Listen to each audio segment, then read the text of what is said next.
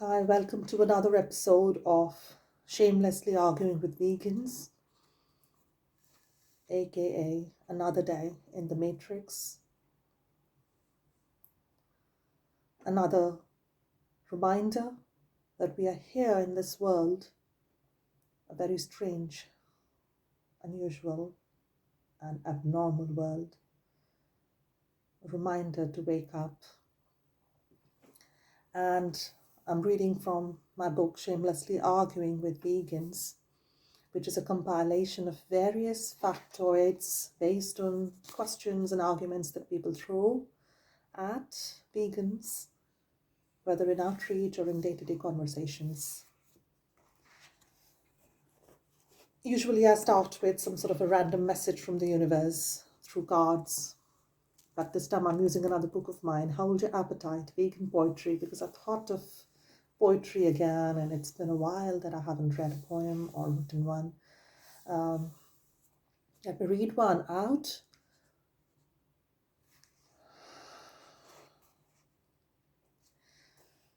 And since I spoke about the Matrix is a system around us, a system that is completely dysfunctional, a system in which we are suffering day and night, and so are several species of animals, but in even more horrible ways than we can imagine. Care for Earth. This poem is called Care for Earth, page 45. We do not need football fields, zoos, big stadiums for rock concerts or animal farms. We need trees. We need homes. We need places to live that do not destroy the planet, that do not steal homes from other creatures.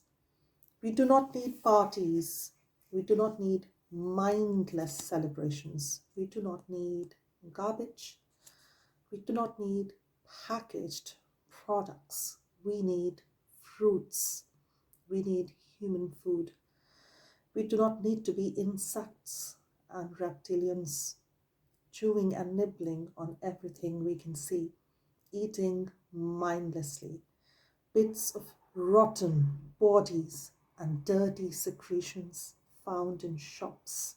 We need humans to talk to, not other species, living uncaring in their artificial flats. We need to see people who smile and actually mean it. We do not need plastic toys. We do not need donuts and cushions. We do not need Xboxes and PlayStations. We do not need furniture. We need lush grass in the wilderness. We need a sky that is clean. We need water in our rivers and springs. We do not need artificial beaches. We do not need hamburgers and cheeseburgers. We do not need sausages and biryani. We do not need kebabs, pizza, pasta, and gravy. We need nature. We need to live in a way that we were created. We do not need to be artificially educated. We do not need jobs. We do not need suit and ties. We do not need trains, planes, and cars. We need our bodies to walk with, but they won't let us have them. They want us to die. That is the reality for animals day and night. They need their bodies. We do not need their bodies. They need trees. They need nature. What are we doing? Why are we destroying nature? And the poem goes on, but I'll stop here and ask for a message from the universe, although I feel like crying right now. You think animals are more important than humans? Argument number 22.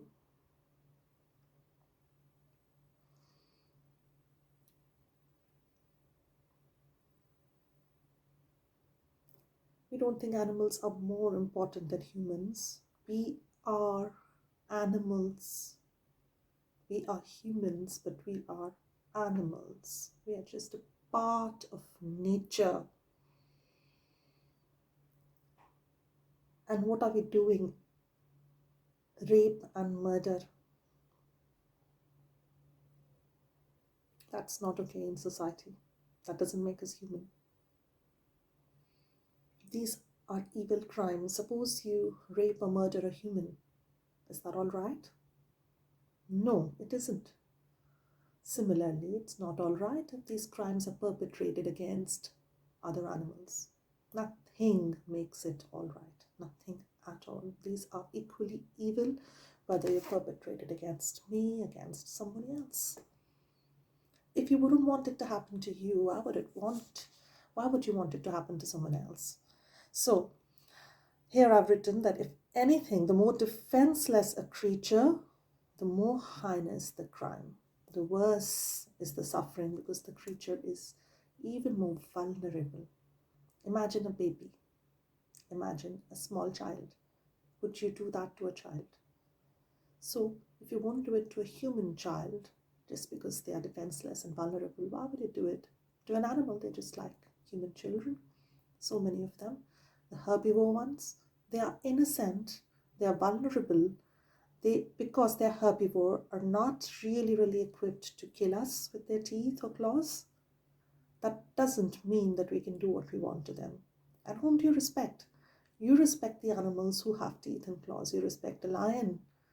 You respect a ferocious beast. You respect dragons and dungeons. You respect carnivores. You respect dogs and cats. But you don't respect the herbivore animals, the meek, the vulnerable, the ones who are like children. And just like women and children, you abuse them. You abuse them because they are weaker. You abuse them because physically you are more equipped to abuse them. You have guns.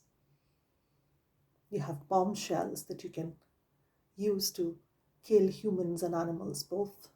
Yes, both. Why do we harm? Why do we kill? Why do we hurt? Who are we harming, hurting? Ourselves. Our soul is harmed by this.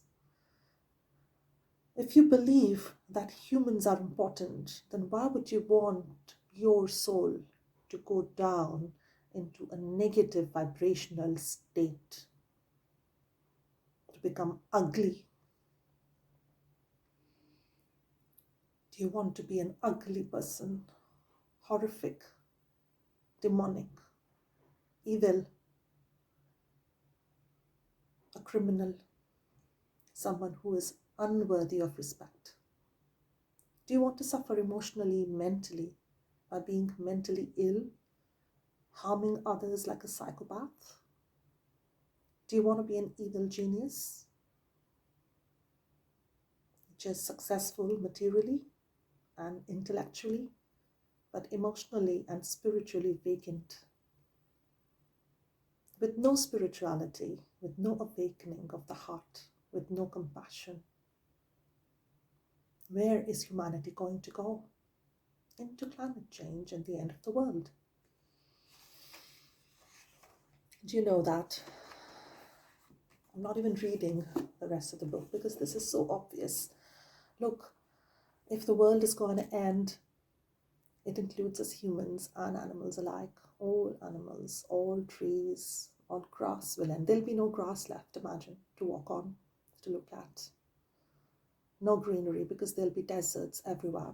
That's climate change. There'll be floods everywhere. Some places will have such calamities that you can't imagine. There'll be too much suffering. There's already hell on earth because of animal agriculture. There's already suffering for humans, diseases, cancers, heart attacks, the biggest killers on this planet of humans. I've seen my own father die in front of my eyes, having heart attacks because he had dairy, eggs on a daily basis. He didn't listen. I saw my uncle die, and he was very fond of chicken, cooked with cream and butter. It's disgusting to see that This is happening to animals and humans, suffering of health, mental, emotional, and physical. It's not a natural death for those animals. They suffer in a horrific way, much more than we do. We are also suffering, yes, but their suffering is far more cruel because we are the perpetrators. You may not believe in karma. You may not believe that we might be born again because the soul is same, the forms change, the forms evolve, the forms die, we're born again. Maybe you don't believe that there could be retribution, there could be some collapse of this world, this illusion, this matrix at some point of time. But you should believe in yourself. You should believe that you should be a good person, at least that much, that baseline. Forget about evolution then, just at least have the baseline of your existence as a human being, at least be human. So that's my prayer.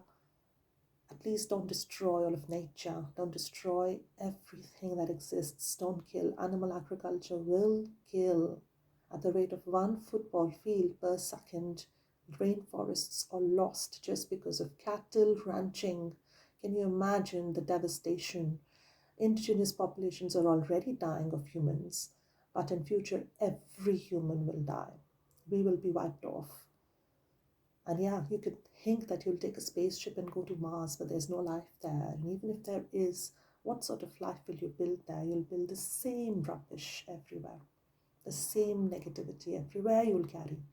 So why not be positive? Why not be awakened? Why not elevate your consciousness, your soul, your spiritual frequency to a more positive, to a more organic level, a level that is natural, that is sensible, that is heart-based, that is loving, that is kind, that is miraculous. Because this loving kindness can heal each other, can heal the world. We exist in a world that is pure illusion. We can heal, we can love, we can spread waves of love throughout this world, and we can heal the world.